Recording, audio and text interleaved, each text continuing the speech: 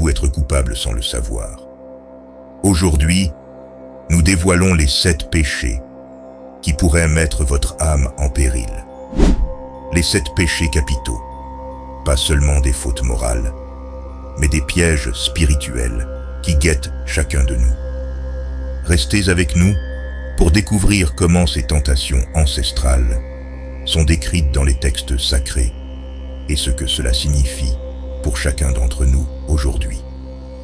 N'oubliez pas de vous abonner pour ne pas manquer nos futures discussions sur les vertus qui peuvent sauver et enrichir vos vies. Et vous, quel péché vous luttez le plus à surmonter? 1. L'orgueil, le plus destructeur des péchés.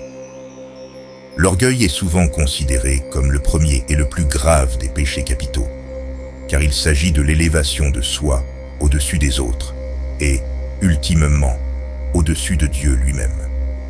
C'est un péché qui peut être subtil, se manifestant non seulement dans une arrogance flagrante, mais aussi dans des formes plus déguisées, comme le refus d'admettre ses erreurs ou de demander de l'aide.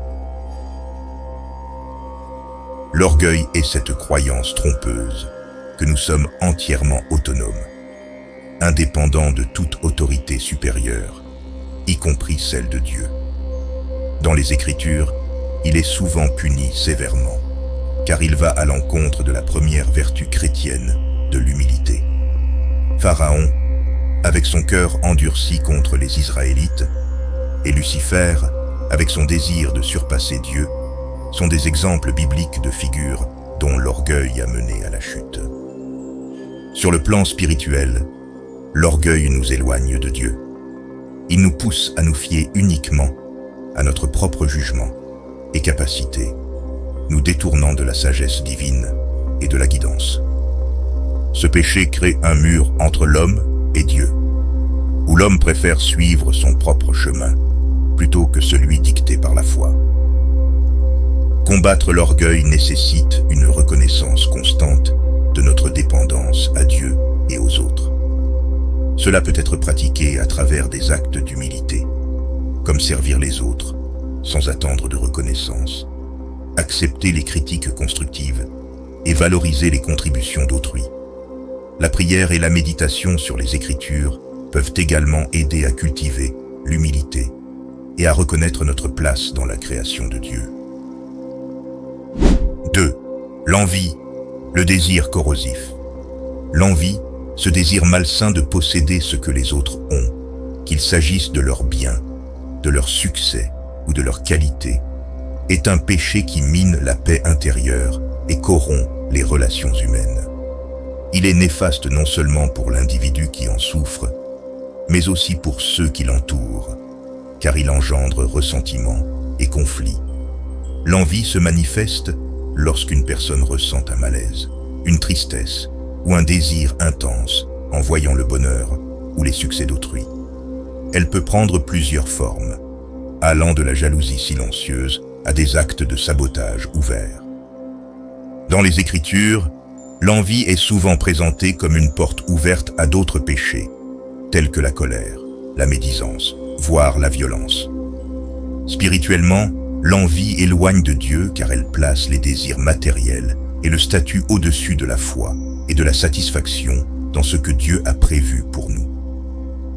Cela conduit à un manque de gratitude et à une insatisfaction chronique, empêchant le cœur de se réjouir sincèrement du bien-être d'autrui.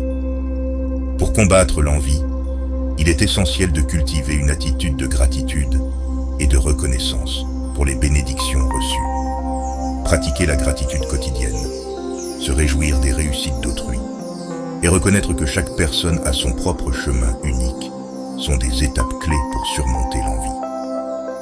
L'engagement dans des activités qui favorisent le bien-être commun et non la compétition personnelle peut également aider à réorienter les perspectives. 3. La colère, le feu qui consomme. La colère, souvent perçue comme une réaction émotionnelle intense à des frustrations, des injustices ou des menaces, peut rapidement devenir destructrice si elle n'est pas maîtrisée.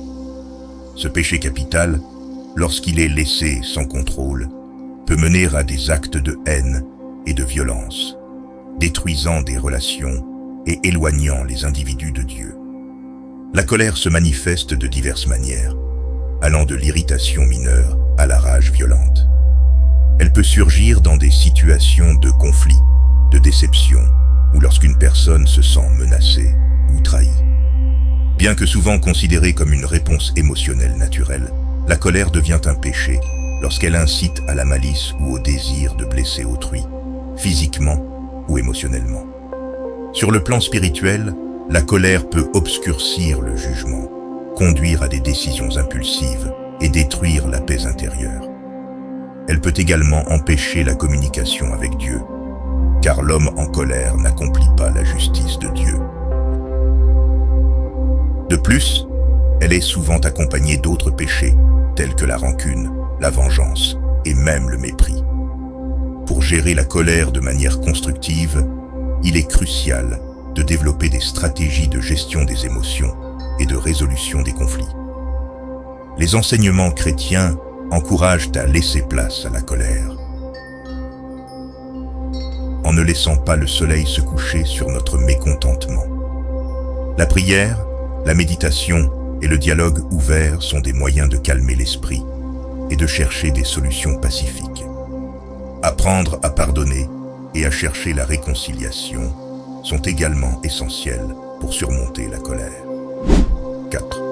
La paresse, l'ennemi de l'action. La paresse, souvent appelée assédie dans les écrits chrétiens, est un refus de se mobiliser pour les bonnes œuvres ou de répondre aux exigences de la foi. Ce péché se manifeste non seulement par une inactivité physique, mais également par un manque de volonté spirituelle. La paresse va au-delà de la simple procrastination ou du désir de repos. Elle est caractérisée par une apathie profonde envers les devoirs quotidiens et spirituels, un retrait de la responsabilité et un manque de passion pour la vie. Dans les Écritures, elle est souvent critiquée, car elle mène à la négligence des dons que Dieu nous a donnés et à l'échec de cultiver notre potentiel. Spirituellement, la paresse est un obstacle majeur à la croissance et à la maturité chrétienne. Elle empêche l'individu de participer pleinement à la vie de la communauté et à l'œuvre de Dieu. La paresse spirituelle peut aussi conduire à une foi affaiblie, où les pratiques telles que la prière, la lecture de la Bible et la participation aux sacrements sont négligées. Combattre la paresse implique une réévaluation des priorités et un engagement renouvelé envers les valeurs chrétiennes. Cela peut nécessiter de se fixer des objectifs clairs, de chercher régulièrement des moyens de servir les autres et de s'engager activement dans la communauté. Cultiver des habitudes de discipline, comme se lever tôt pour prier ou étudier la Bible, peut également aider à surmonter la paresse. 5. L'avarice, la soif insatiable. L'avarice, plus qu'une simple cupidité pour l'argent ou les biens, est un désir dévorant qui peut consommer l'esprit et le cœur, détournant les individus de leurs véritables priorités spirituelles et humaines. L'avarice est caractérisée par une accumulation excessive de richesses et une réticence à partager ses biens avec les autres. Ce péché est souvent lié à une peur profonde de manquer ou à un désir de pouvoir et de contrôle sur les autres. Dans la Bible, l'avarice est fréquemment condamnée car elle idolâtre la richesse au lieu de Dieu et elle est source de nombreux maux et injustices dans la société. Sur le plan spirituel, l'avarice éloigne l'individu de Dieu, car on ne peut servir Dieu et Mammon. Elle peut corrompre l'âme, menant à l'indifférence envers le sort des pauvres et des nécessiteux, et à l'oubli des principes évangéliques, d'amour et de partage. Combattre l'avarice nécessite une transformation du cœur. Apprendre à voir la richesse non comme une fin en soi, mais comme un moyen de faire le bien. La pratique de la générosité, encouragée par de nombreux textes chrétiens, est un remède puissant contre l'avarice. Participer à des activités de bienfaisance, payer la dîme régulièrement et aider les moins fortunés sont des manières pratiques de détourner l'attention des biens matériels et de la concentrer sur le bien-être collectif. 6. La gourmandise, l'excès au détour de la table.